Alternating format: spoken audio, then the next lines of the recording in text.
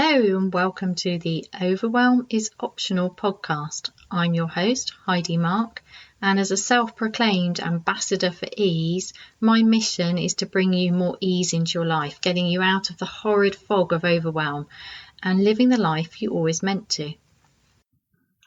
Okay, so on today's episode, I'm really honoured and excited to have Julian Daizan Skinner with me.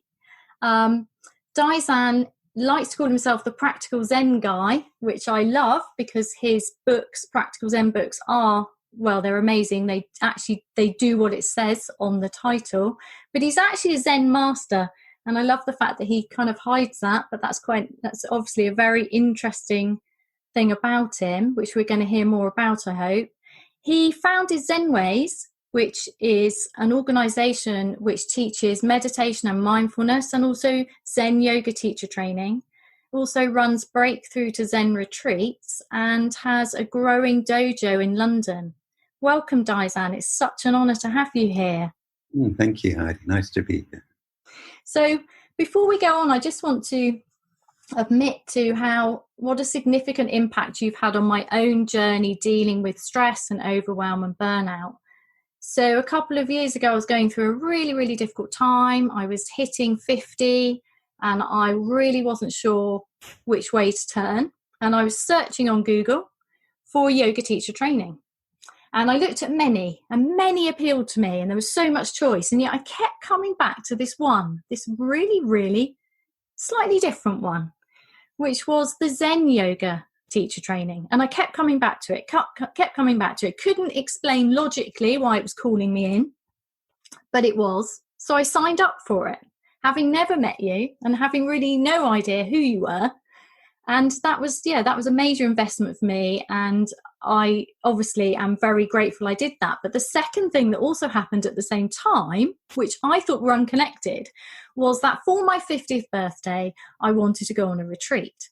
So the family got together and bought me this retreat, and it happened to be one of your retreats. So I turn up exhausted at the end of a half term thinking, I'm on a lovely retreat. And I thought I'd read the instructions, but as it turned out, this was nothing like a spa. And it was actually going to be a bit of a Zen boot camp. So I was sat there before we went into the very severe silence saying, I really think I shouldn't be here. I think I should have booked a spa instead.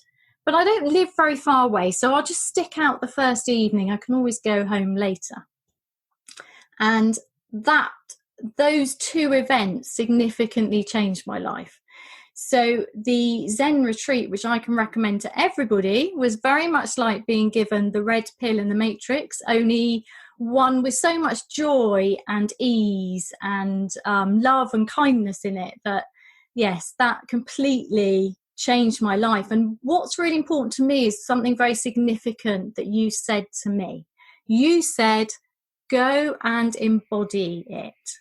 And those words are what really tapped me in to what I do now in my work. So this idea of getting out of the head with its stories and its loops and just dropping into the body. And then the second time that you planted another seed that's led to my current work was when I turned up a few months later for my yoga teacher training, having injured my wrist doing rather mindless, quick yoga, desperate to get my body, my 50-year-old body, into the shape I thought it ought to be a yoga teacher. And I explained to you I'd hurt my wrist. I was really worried about this. And you said something quite extraordinary. You said, don't worry, we're going to be doing this practice called Reido, spontaneous yoga, where you can ask your wrist what it needs. And I thought, well, this is weird, but he's a Zen master. Hey ho, I'll just go with it. Those two things there really got me more deeply into this practice of tuning into the body, letting go of the clogged, overwhelmed mind, and really changed my life and got my health back, got me out of that paralyzing state of overwhelm, and led to the work I do now, including this podcast. So you have had a significant impact, which I'm very grateful for.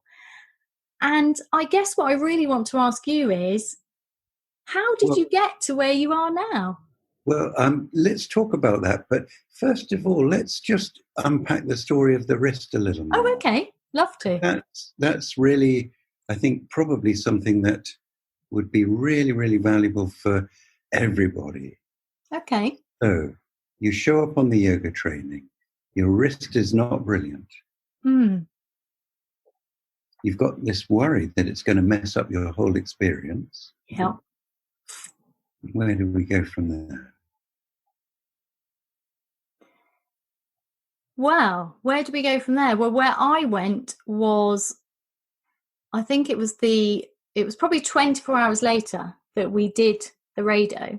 Mm-hmm. So I'd spent the day trying not to be anxious about my wrist, but kind of hiding the fact that I didn't feel that strong physically, that there were things I couldn't do, things that I needed to let go of. So there was a lot of letting go of my expectations, being kinder to my body. I'm here, I can do this, it's okay, nobody's judging me, this is my own judgment. And then we did the Reido, and I asked my wrist what it needed, even though this felt kind of a little bit interesting. And yeah, my body knew. So, I mean, we probably need to fill out for people. So the Reido practice is really, in contrast to the vast bulk of yoga practice, which is doing the same sorts of things on a regular basis. If you like, going through the motions. With our spontaneous practice, we're letting the motions go through you. It's letting the wisdom of the body sort of have center stage rather than the intentions of the mind. So you entered into this space. We've got about an hour a day where we're exploring this in the training. And so how did that unfold for you? I think the first bit I found quite difficult, actually. The very first session, I just thought, nah. You know, that not understanding the expectations, not having any rules suddenly. And although I'm a lover of breaking rules and changing expectations, I found that quite difficult. I think we were doing a kind of seaweed movement in a partnership, and it was okay, but I was like a little bit, and then but that prepared us for that deep practice, and it was a deep connective practice. So the following day, you just had us standing on our mats at the end of the day. I think we just closed our eyes. You told us to think of the hara, this area, the belly, this energy center. And I think you even got us to just press there with a finger, which really did help the mind drop into the body. It did for me. Mm-hmm. And something extraordinary happened where my attention moved completely into my belly. You played some music. I remember that. I found that very helpful. And I cannot explain it to you in words. My body moved. My mind was not involved. Which did several things. It allowed old patterns of held tension to release, which allowed energy to flow.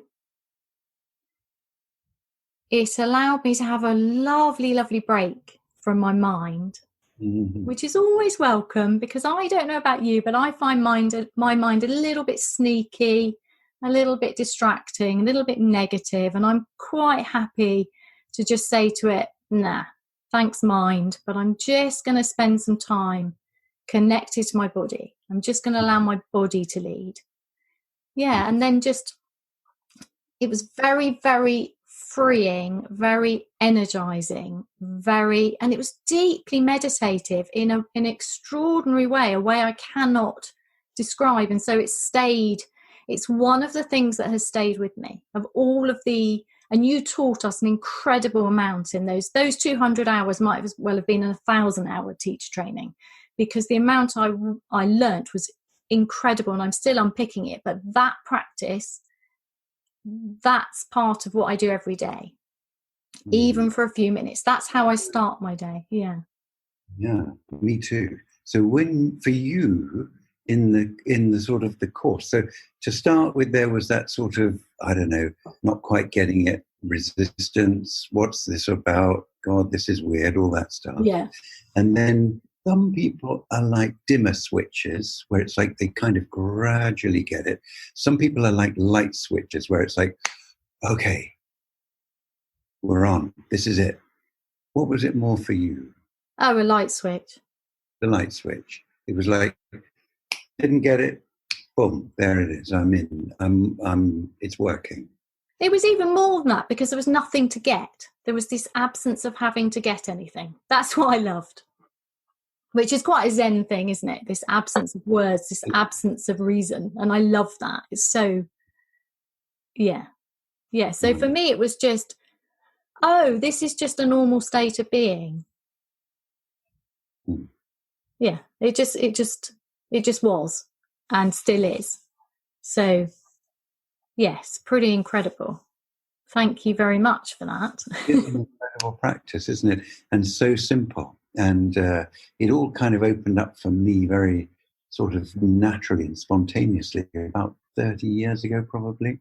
And then more recently, probably 20 years ago, something like that, my teacher in Japan, Zen Master Shinzen, took me to a mountain that's only about 8 miles away from the temple that I studied in with him. And a very sort of important Zen master from the 17th century called Zen Master Hakuin had a solitary retreat. A couple of years he'd been up on this mountain back then. And in his description, he talks about, falling on the ground and laughing and rolling and all this kind of stuff, and how he went through this whole process over this period of, it was just under a couple of years. And he talks about how when he came down off that mountain, for the rest of his life, he never again felt fear. And it was a real pivotal time in his life and in his preparation to become what's probably the most important Zen master in the last few centuries. And Shinzen Roshi, my teacher, used to go as a young monk, used to go up on this mountain and kind of touch into this. And he used to kind of explore this kind of thing. So he took me up there, and we actually have a little bit of video footage. He took me up to, there's a huge rock near the top that Hakuin used to do his sitting on, his meditation on. And he went up there and he sat on this rock. He sat very still, actually, for, I don't know, not so long, maybe 15 minutes or something. And he came down off the rock again at the end. And I've got a little tiny bit of interview with him where he says in English, Hakuin is like my dad. And it's kind of really, really nice, really beautiful thing. And it's so nice that we were able to kind of record that. And I've been up on that mountain with him a number of times before. Because as I say, it's almost just around the corner from our temple. And the weird thing is, it's barely known. There's a little tiny temple at the foot of the mountain, which is unoccupied. And my teacher remembers somebody living there when he was a young guy, but he's now 80-something. It's been unoccupied for years. And what I'd really like to do, one of my dreams, and I'm planting it now because sometimes these amazing connections happen, is if we could set it up to kind of lease this temple and look after it. Not buy it, because it's a very precious ancient thing and all that, but to lease it and look after it so that it could be a place that people could go out and have solitary practice times where they could spend maybe not 2 years on this mountain, but maybe some time on this mountain exploring this dimension of practice. And I'm thinking not only members of our practice community, our Sangha, but we could even hold it in trust for practitioners generally, make it available for practitioners generally. And it's not all that tiny. I reckon you could have, probably at a squeeze, you could have 8 people in there. You could probably have 6 people without it being too much of a discomfort. And as I say, at the moment, it's basically not used.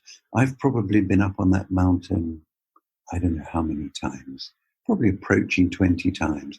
I've never seen a single person have anything to do with that little tiny one at the base of it. So if any of your listeners have got any kind of connection out into the mountains called Iwataki-san, it's in Gifu in central Japan. And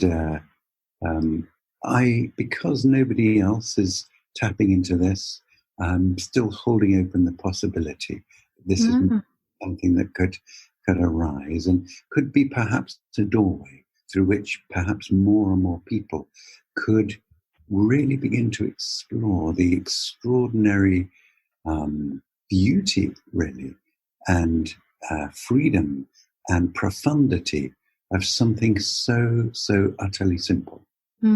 It's beautiful to hear what an important and powerful part it's been in your journey, and more than that you're now being able to share this with other people and help them move from a condition of overwhelm to a condition of connectedness, of coming home, of being in their true place.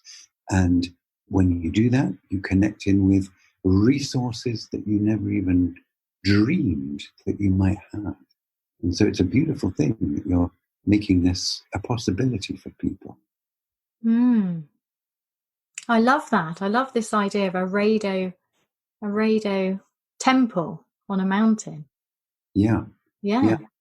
Truly extraordinary. I've taken groups up there, for short visits. When I've taken groups to visit my teacher and stuff, we've been up there on that mountain, and they've seen the whole layout and everything. As I say, I've spent periods of time up there myself, and other Zen friends of mine have. But basically, it's a terribly, terribly underused, if you like, portal into this dimension, which is not known. This is not a sort of the public face of Zen practice. Like everything, almost everything in Japan, you have what's called naka and oku. Naka is like a rather soto, and oku. So oku is, or naka is the alternative term, means the kind of the inner face or the hidden face, the depths, if you like, the private dimension. And then soto is like the public face, the what the world sees. And the public face of Zen is pretty regimented, pretty strict. Everybody walking the same, sitting the same, putting their sandals the same, and all that kind of thing. And very important dimensions of practice. But if people only know about that, then they only know the half of it, really. And as we discuss in the course, as you know, we have in the Indian dimension of yoga, we have these parallel terms, sadhana, which really you can translate as kind of like discipline, regularity, a practice that's based around strong intention, even a vow. My sadhana or my discipline might be that I chant a particular mantra 5,000 times a day, or I do a certain sequence of yoga moves, or I help a certain number of people, whatever. There's this very strong element of intentionality, and it's very important, very, very powerful, very transformative. But then we also have this parallel term, sahaja, which really means self-arising or spontaneity, in which the practice is really about surrender, about allowing, about getting out of your own way, about letting the wisdom of your body, the wisdom of the universe, to have an arena in which they can arise and speak.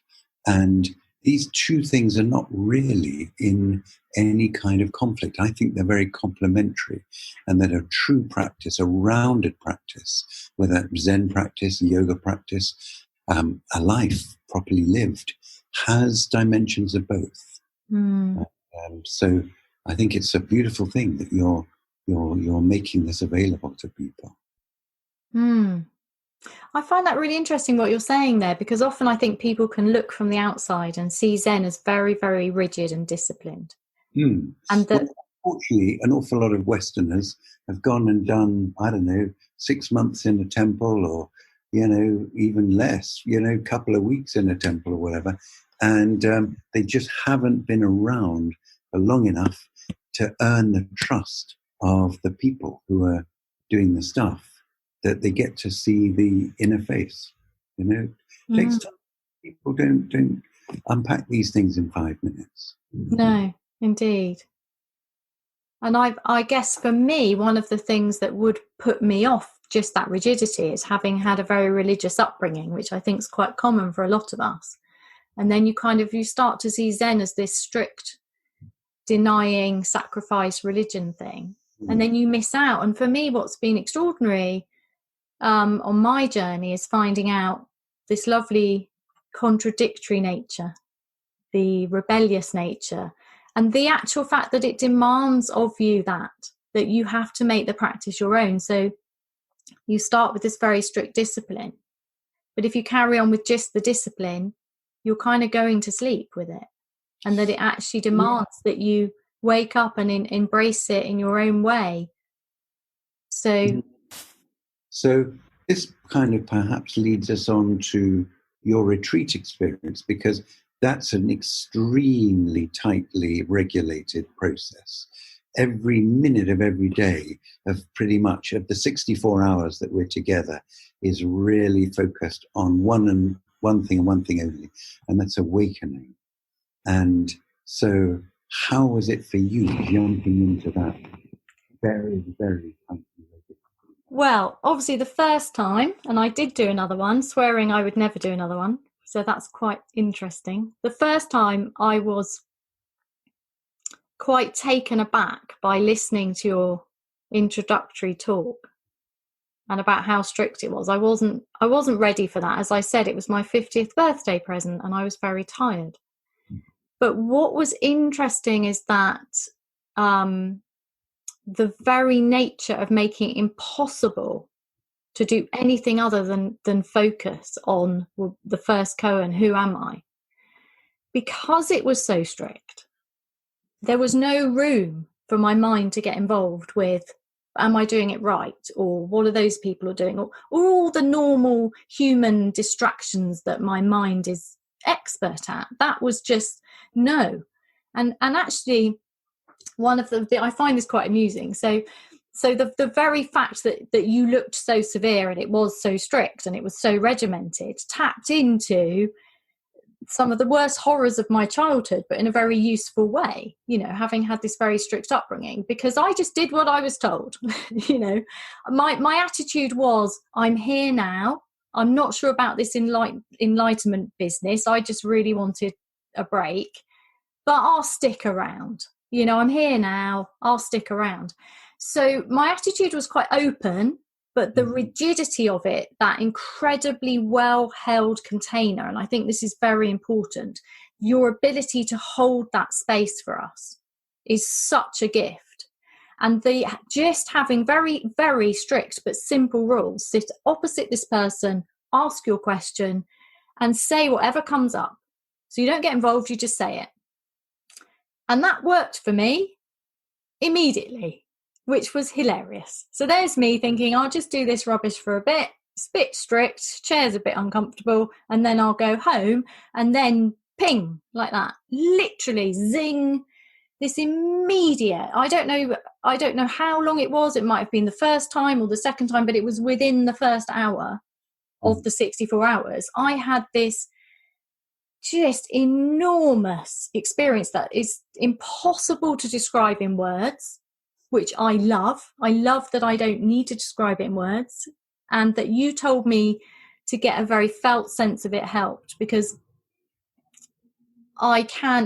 it's still there. It's this uncovering. And what I loved about it was, part of me just went, so the question was, who am I? And in the end, what I heard coming out, which came from very deep within my belly, actually, was, well, I'm okay. I'm okay. And then it followed by laughter, and I knew it. And I got this real, like, hilarious, kind of slightly childish, I knew I was all right. All those years of being told I was wrong, all those years of being told I was rubbish, I knew it. And it was almost like I was tapping into this kind of 4-year-old Heidi who was like, well, this isn't fair. Why am I being treated so badly? I knew I was all right. And that became funny.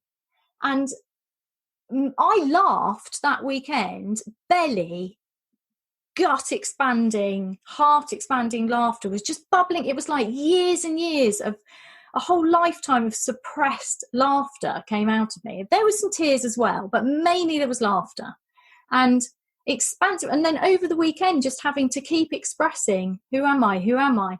And it was hilarious. It was amazing. I heard myself saying things like, well, I'm love, obviously, or kindness, or fairy-like, or just the most incredible, but those words were just not what I was feeling. The gap between language and that awakening experience is just extraordinary. And in the end, I didn't even care. You know, the words weren't important because I felt like I was getting a bit like a broken record. And then I start laughing and say, I'm really sorry, but all I've got for you is I'm full of love and kindness. No, I am love and kindness. And so are you, and everybody is. And it was just like this rambling, absolutely hilarious, but the actual experience that I don't feel I can ever explain because it's inexplicable in human words.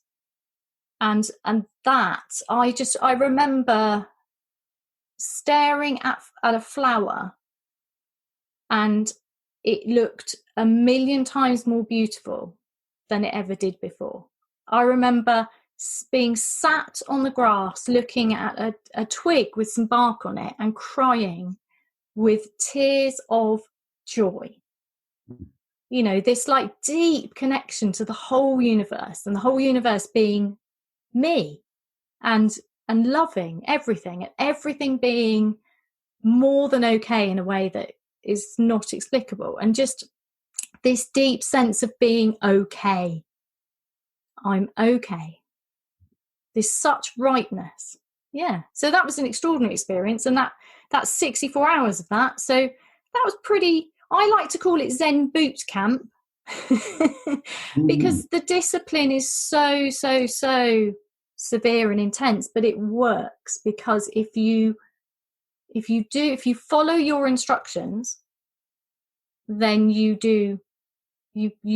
get to unblock, you get to clear the fog, you know. So for me, that was such a major experience of getting rid of overwhelm. I mean, that's big time getting rid of overwhelm, isn't it? It's an extraordinary experience. But what also I think was interesting for me is that it was very, very grounded. There was no, right, you've got this amazing experience and now you'll always have that. And it wasn't an experience. That's what I think I also took home. It's not an experience. It's not a state.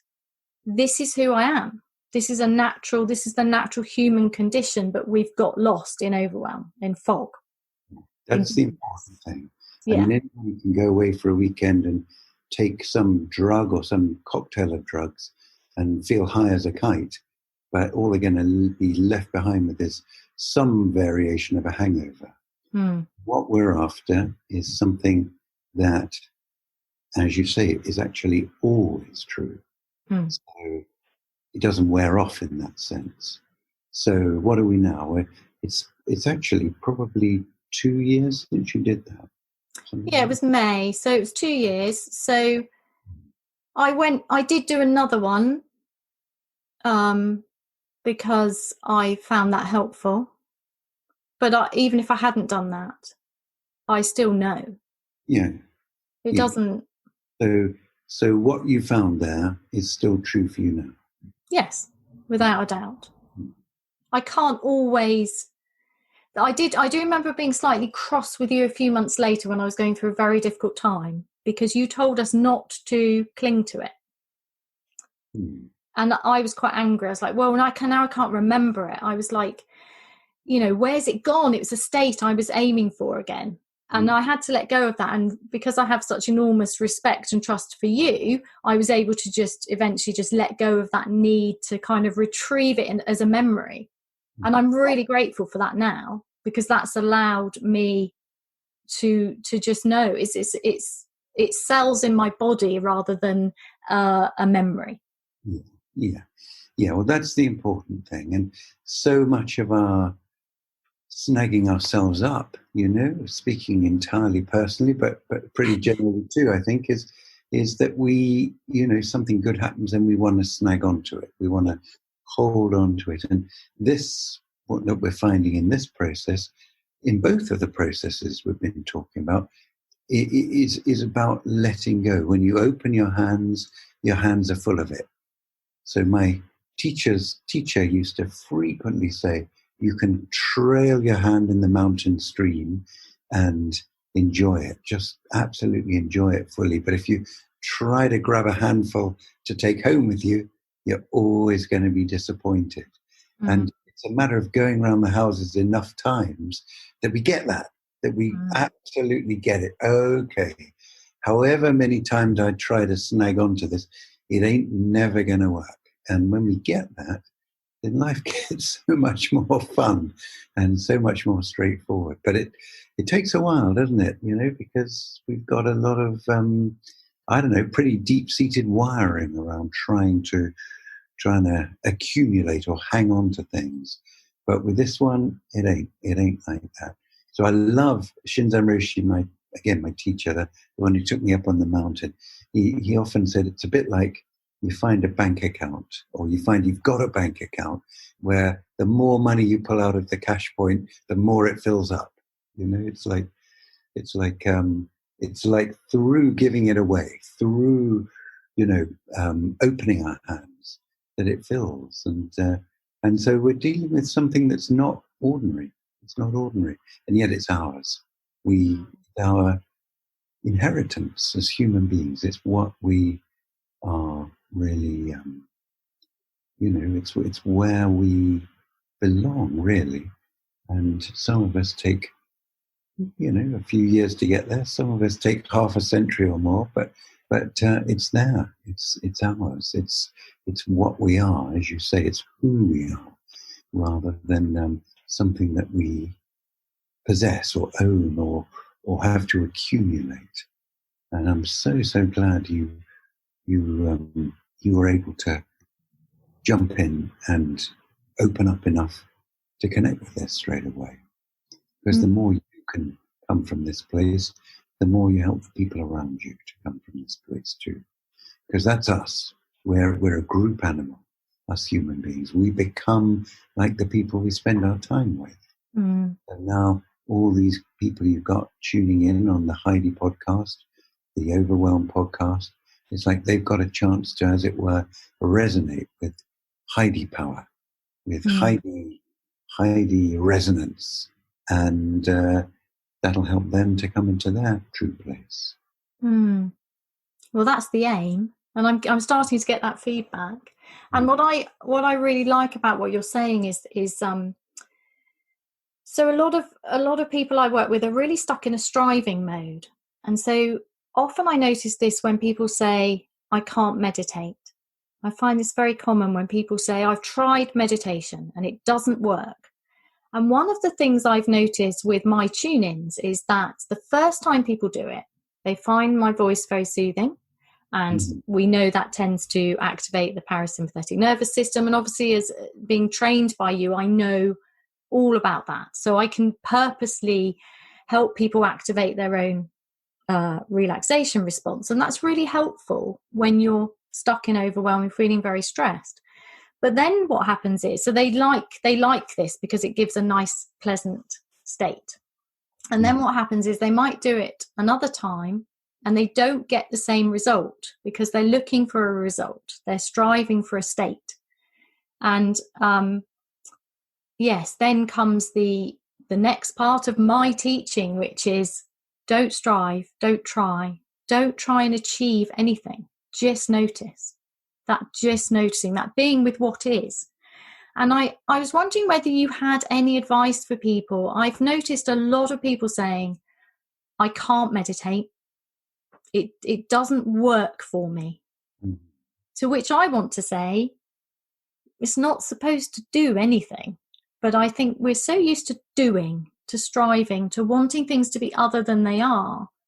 I was just wondering if you had some advice for people who were in that situation. Well, it's a great, great question. And I think it's probably, probably the most, the parallel I like best is the parallel with physical culture. So we might say, well, I could never be a ballet dancer. But is that saying I could never dance? Well, I hope not, I'm hoping that all of us, even right up till our dotage, can dance. Now, it might not look the same at 93 as it does at 13, but we could all say it's a dance, I think. And in some ways, somebody at 93 dancing could potentially do something very, very beautiful.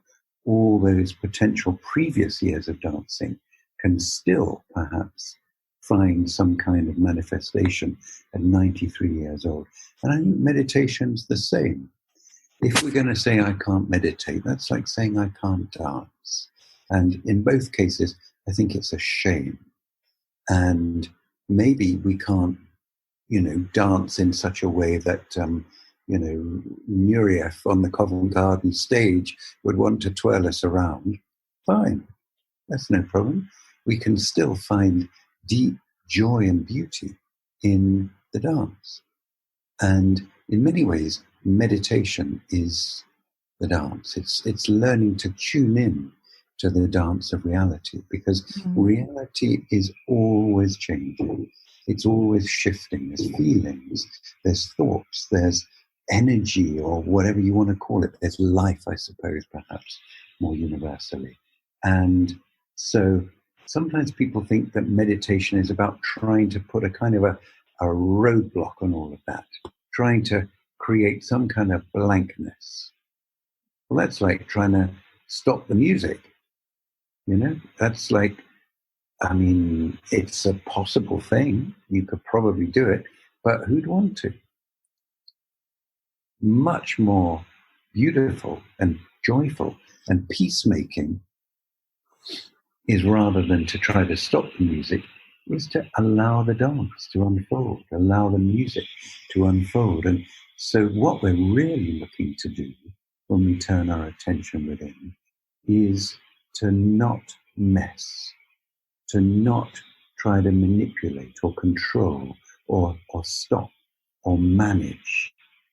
There are many areas in life in which we need to manage, but this is not one of them. And we've all got that inner little control freak that wants to sort of, take charge, and it can be scary sometimes, or even a little bit disorientating to actually take a step back from that and just allow what needs to arise to do so. But when we do that, and particularly when we do that in a sort of a regular way, even if it's for just a short time every day, what happens is we start to, what I call, take out the rubbish. It's like we start to, as it were, empty out. We start to release a lot. We start to let go of a lot. And the more we can let go, the more free we become in our lives. If we're holding on to a lot of stuff, physically, emotionally, mentally, cognitively, all of this stuff, then there becomes less and less room for this moment, for the beauty of life, for the unfolding of right now. And so through our meditation, we're learning to sort of shed. We're learning to empty out the dustbin, as it were, to let it go. And if we can do this every day, then normally it takes a bit of time, but we create more and more space in our life. The more space we create, the more aliveness can start to manifest, the more beauty. And that starts to spread from our meditation time into our lives generally. And so in allowing that taking out the rubbish to happen, it isn't always going to feel good. When you're emptying out a slimy old dustbin, some of that slime is going to end up on your fingers. Fine. Miles better to have an empty dustbin, and a bit of slime on your fingers than nothing at all, than it all locked away and blocked up. And so in emptying things out, it doesn't happen in the abstract. That grief or that anger or that whatever it is, that sadness, as we allow it to arise, we're going to experience it. It doesn't happen in the abstract. It happens in the lived moment. But that's fine. If we can let those feelings come, let them be seen, let them be known, and let them just, as it were, untwist, then a great kind of resolution happens, a great sort of unwinding kind of happens, particularly over time. And we become free, and stuff that we've been carrying around for 10, 20, 30 years is dealt with. And the beautiful thing of it around it is that, okay, we might have been carrying this stuff all around for 10, 20, 30 years. It doesn't take 10, 20, 30 years to unwind it again. It may take a bit of time. And so it's great that they've got you as a reference point. It might take a year, it might take a couple of years, but that's great. The beautiful thing about it is every little bit that you can release is a little bit more freedom in your life. It's not that you've got to wait till some great big payoff at the end. Every bit is worthwhile. Yeah. So having somebody like you that's well down the road, you've got the track record, you know how it works. Having that as a reference point is tremendously valuable, particularly for when it's uncomfortable or when these feelings are coming up strongly, or memories, or whatever formulation it is because it's different for everybody. But basically, it's simple. It's just taking out the rubbish. And the more we do that, the better it gets. Life just gets so much more real and fun and beautiful and right. And we start to come into our true place. We start to actually know, this is what I was born for. This is what I'm here for. This is my work. Yeah. And as we get that, as that starts to come kind of clearer and more real and more sort of the sort of normal, if you like, then all kinds of twists and turns can happen along the way. And a lot of them are not about our agenda. It's like life has got a role. In this whole universe, there's only one Heidi. And there's only one role, really, for Heidi. And if Heidi's able to sort of go the steering wheel enough, then that all just manifests. That all just appears. And then we've got something amazing happening. I love that. Thank you for that. Yes, I was just thinking about one time you said to me when I was having to take out an enormous amount of rubbish, and I was struggling with that. Like a lot of people really struggle with difficult feelings. And you said to me at the time, you said, you can do it at your own pace. And I found that very, very helpful. So what advice would you give to people who are going through, when they feel like there's so much rubbish coming out, that it's too much, it's overwhelming, it's destabilizing, they feel like running away to live on their own somewhere and abandoning everything because it's just like they're dealing with too much at once. So what advice would you give for somebody who's really, really struggling with that? Yeah, well, this can absolutely happen, and it's not at all uncommon. And it's really important that as you do this work, you're in charge and you set the pace and you go just as gently as is right for you. A lot of us have got, stuff that we're carrying around on top of day-to-day challenges that can be, very, very consuming and very draining and so on. And so the important thing is that we just do little bit by little bit, just do only as much as we need to. And the thing about it is, none of it's going anywhere. If it's been sat around for the last 10 years, it ain't going anywhere. So you can come back and do a little bit more tomorrow, and that's fine. That's fine. You don't have to do it all at one go right now. And so I strongly recommend that we make a space in the day, even a few minutes in the day, in which we can allow whatever needs to arise to do so. And we have a very discrete beginning and end to that. Yeah. So it's almost like us human beings, we're very influenced by what you could call the power of ritual. So, for example, if you have, for example, your meditation cushion that you always do your meditation on, or your meditation jumper that you always wear, or the same little corner in the room that you always sit on, whatever, it doesn't really matter.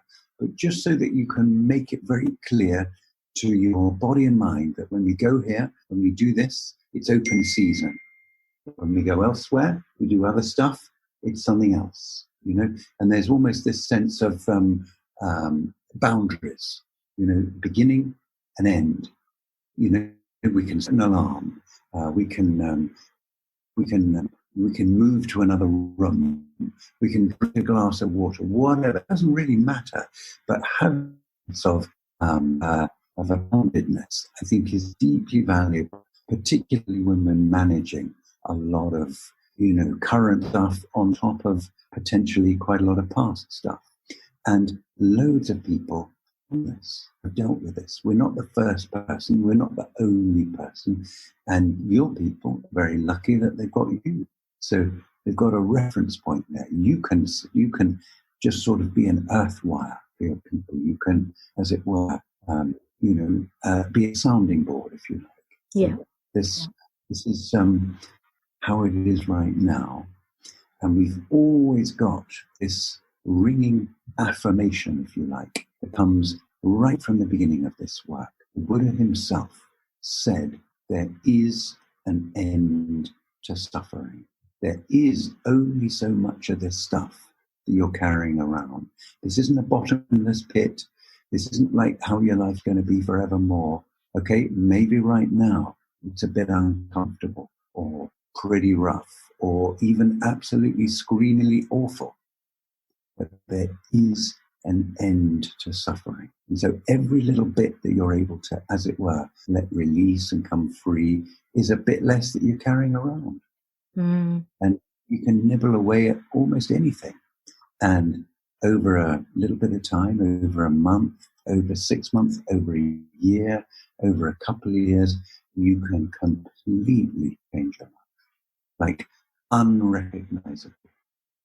And that is really what people need to know, isn't it? That empowering and those very comforting words there from you and the Buddha. So thank you for that. So Daizan, can you just tell us a bit about your work now and how people can benefit from your work? Tell us what you're offering at the moment and where people can find out more about you. Sure. So everything that I do really is based around human awakening and embodiment. So the framework that we use comes from the Zen Master we mentioned before, Zen Master Hakuin, who talks about what he calls the 2 wings of a bird. One wing, as it were, are practices and processes that help people to get to know themselves, get to know reality more and more truly and deeply. And then the second wing of the bird is learning how to, as it were, bring this into life, to embody this, to ground this, so that we can live out our truest life. And so around this work, we have yoga practice and physical embodiment practice. And as you mentioned, we have a yoga teacher training. We also teach meditation and mindfulness teachers in our particular way of working with this material. We have retreats, very much retreats focused around awakening and so on, and then grounding and embodying that awakening. And we have a sort of a practice community, which is worldwide now. At our sort of home website is called zenways.org. And that's kind of a hub for everything we've got going on. We've been exploring recently doing things in French. And we take a group to Japan every year, do things over there. Another fairly recent thing we've been exploring is mountain practice up in the Highlands, particularly. We've been exploring some kind of ritual and ceremonial, as well as awareness-based practice around being in the mountains and how we can, as it were, explore what it means to, as it were, act out or ritualize some of these inner processes so that we can, again, find another way of grounding them. So we've got a bunch of stuff going on. Probably the easiest thing to do is check in on zenways.org. We've got a Facebook page called Zenways. So I've got one called Daizan, Instagram, all the normal kind of things. Yeah. What about your books? Where can people find your books? Yeah, well, you can get the books. We've got, I'm working on the 6th one at the moment, which is around our take on yoga practice. You can find all the books on Amazon. If you look for me, Julian Daizan Skinner, you'll find them there. Also you can get them on the Zenways website as well. And if you've got any of the books or read any of the books, it would do us a real favor if you'd be up for writing us an Amazon review or two. That's sort of like the world's shop window these days, and it really helps the visibility, helps people to find what we're doing, because books are often a way in for people. So if you've got a minute, if you can just sort of go on there and drop us even a word or a line or something. Apparently Amazon, their algorithm is very tuned into the amount of reviews that are around. So if you're up for that would really help us out in a big way. Thank you. So what's your top tip for helping people deal with that real clogged thinking and fog of overwhelm? So if right now you're overwhelmed, you're clogged, get back in the body. Wherever you want to, get to your feet. Get into your breath. Just get into the body. Okay? Allow it to get into the body. Whatever way is most direct for you. Brilliant. Thank you so much, Daizan. It's been an absolute honour to have you on the podcast. And I'll make sure that all of your books and web links are in the show notes so people can go straight to find out a bit more about you. Thank you so much. Yeah. Thank you, Heidi, and wishing you all good things for your beautiful work.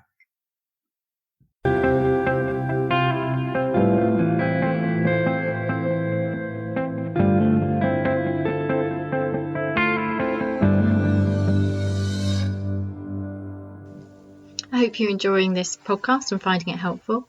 If you'd like to know more about how I work as a body mindfulness teacher and coach, you can go to my website, www.heidimark.co.uk, or you can follow me in the usual places, Facebook, Instagram, and more recently, a YouTube channel. You can also book, for a limited amount of time, a free 30-minute coaching call by going to calendly.com/Heidi-ease.